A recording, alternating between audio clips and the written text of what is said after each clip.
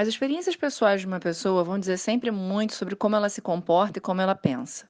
No caso dos filósofos, então, isso muitas vezes resvalou no seu pensamento filosófico, naquilo que ele colocou no papel.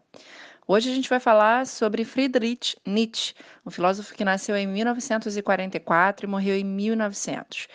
Dentro da nova perspectiva que Nietzsche vai ter sobre o pensamento filosófico, sobre a filosofia que ele cria e que vai torná-lo exatamente a dinamite que ele se diz ser, a gente vai encontrar a sua crítica sobre os valores. Quem quiser saber um pouco mais sobre isso, dá uma olhada no livro Genealogia da Moral, é um livro do Nietzsche, e lá ele vai explicar para gente que os psicólogos ali da época dele, do século XIX, estavam completamente equivocados em fazer uma análise sobre os indivíduos partindo de uma ideia de moral já pronta, já dada. Porque quando Nietzsche vai construir, vai pensar o livro, né, o conteúdo que ele coloca lá na genealogia da moral, ele descobre que, na verdade, não existe o bom e o mal, o certo e errado, mas que esses são construções sociais, até políticas, históricas, que a gente fez ao longo da nossa história. Basicamente, ele vai chamar a concepção de bom e mal, ele vai traduzir para uma linguagem mais adaptada ao seu pensamento, ele vai chamar de moral nobre e moral escrava. E é interessante porque a gente não pode afirmar que moral nobre ela se refere diretamente ao que nós compreendemos hoje como bom, e nem moral escrava exatamente como nós compreendemos o que é mal, o que é errado. Para que a gente ganhe um pouco a dimensão do que ele está querendo dizer, se nós, segundo Nietzsche, formos à concepção da palavra bom, chegamos ao latim, a palavra bonus, que traduzindo significa guerreiro. E, portanto, um sujeito bom é um sujeito que vai para o fronte, que vai para o combate, que vai para a guerra. Precisamos pensar sobre, então, essa definição de bom, se ela realmente se encaixa ao que nós hoje entendemos como ser um sujeito bom. De qualquer forma, traduzindo então o pensamento nietzschiano, quando ele fala da moral do escravo, ele está falando de uma moral que se cria, que se constrói a partir de um olhar sobre o outro. Então, o sujeito que está dentro dessa moral, ele olha para o outro e parte do princípio de que o outro está errado, de que o outro é mal. E, portanto, se o outro é mal, eu sou bom. Eu imagino que ninguém aqui se ache assim, né? Ninguém nunca olhou dentro de uma discussão, dentro de uma briga, acusou o outro de errado e, portanto, partiu do princípio de que estava certo. Então, para o Nietzsche, o que nasce primeiro é essa concepção da moral de escravo, desse sujeito que se considera bom, dado o fato de que o outro, segundo ele, é mal. Bom, o sujeito da moral do escravo, ele é um sujeito que tem um pudor com o corpo, ele tem uma preocupação em não falar sobre o corpo, em cobrir o corpo, um excesso de cuidado, excesso mesmo no sentido de não tratar o corpo como alguma coisa natural. Dentro dessa concepção cabe também a vergonha da sexualidade, falar sobre sexo, falar sobre corpo, tudo isso não é legal. O Nietzsche também destaca a ideia de amor pela pobreza. Então, o sujeito da moral do escravo é um sujeito que acha que deve ser pobre, que é melhor ser pobre. E é interessante a gente pensar sobre isso, porque cabe a análise do indivíduo que ele, na verdade, muitas vezes fala de um amor à pobreza, mas no fundo o que ele tem é uma incapacidade de ter mais financeiramente ou materialmente do que ele tem. Então ele reclama ele vai afirmar, né, que a Ferrari, por exemplo, é um carro que não serve para andar nas estradas brasileiras, porque as nossas estradas tem muitos buracos e que não teria um carro desses, quando na verdade o que lhe falta é a capacidade mesmo de ter.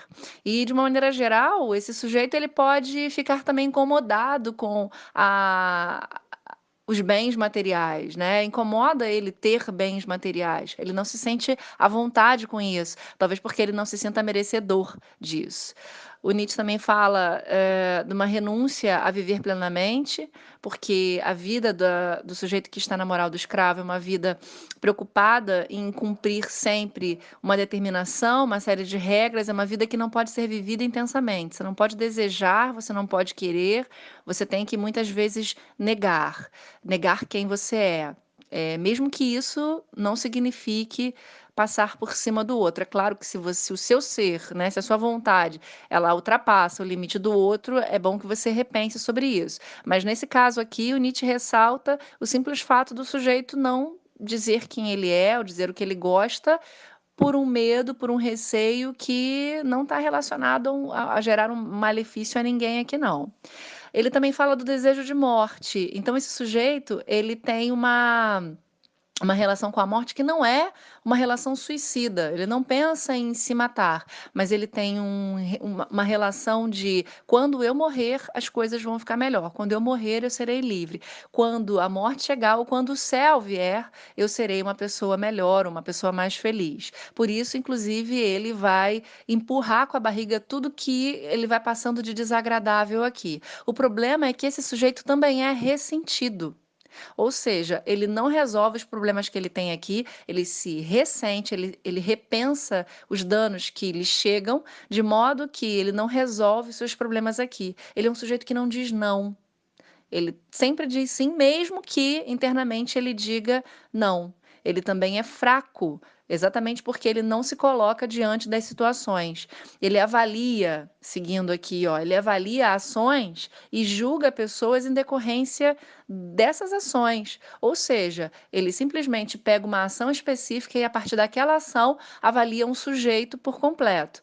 Você observa, né, alguém que cometeu um ato equivocado, um erro, uma falha, e você parte do princípio de que aquele sujeito não presta, não serve, considerando que você só observou uma única situação. O Nietzsche também diz que esse sujeito, ele traveste a sua impotência em bondade, então ele é impotente para dizer o não e por isso ele se diz bom, ele traveste submissão por obediência, na verdade, ele é incapaz de dizer o que ele é, o que ele pensa, de ser quem ele é, e aí ele se coloca como um sujeito que simplesmente está ali obedecendo porque ele tem que obedecer, porque ele precisa obedecer.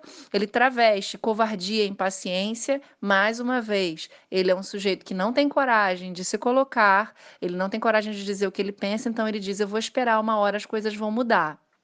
E ele traveste também o não poder vingar-se pelo não querer vingar-se.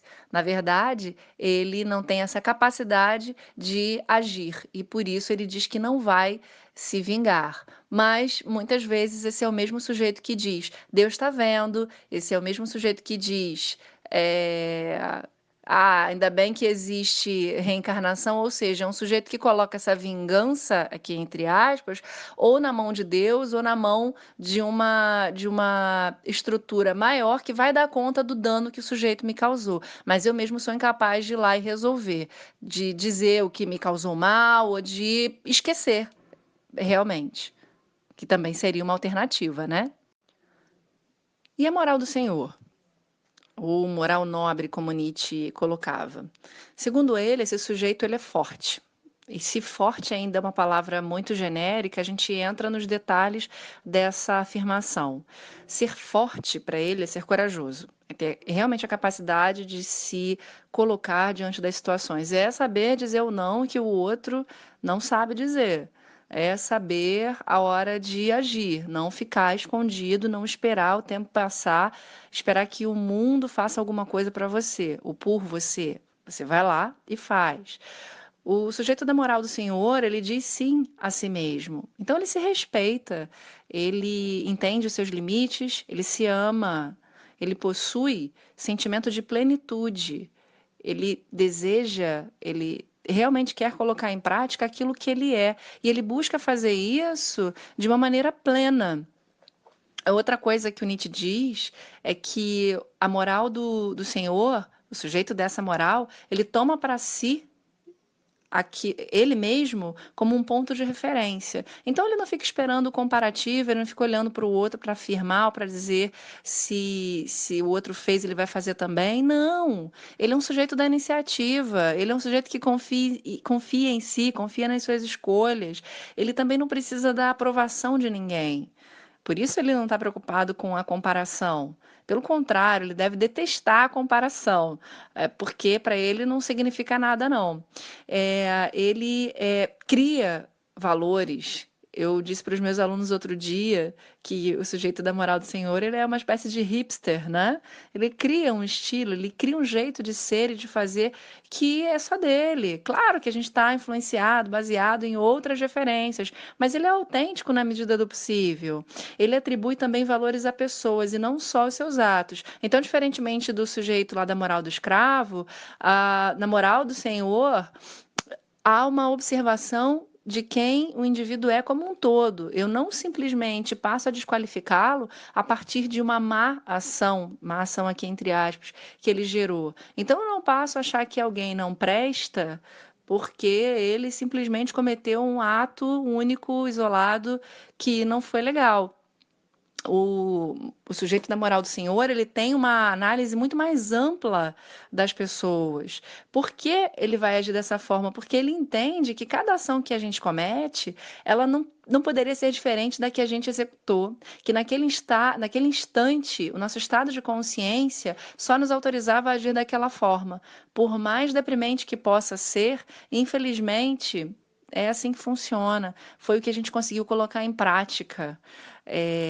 E não que, pensando aqui em atitudes perversas, não que esse sujeito não deva ser punido pelo que ele fez, mas não cabe a gente simplesmente achar que aquele sujeito se define e se resume àquele ato que ele cometeu.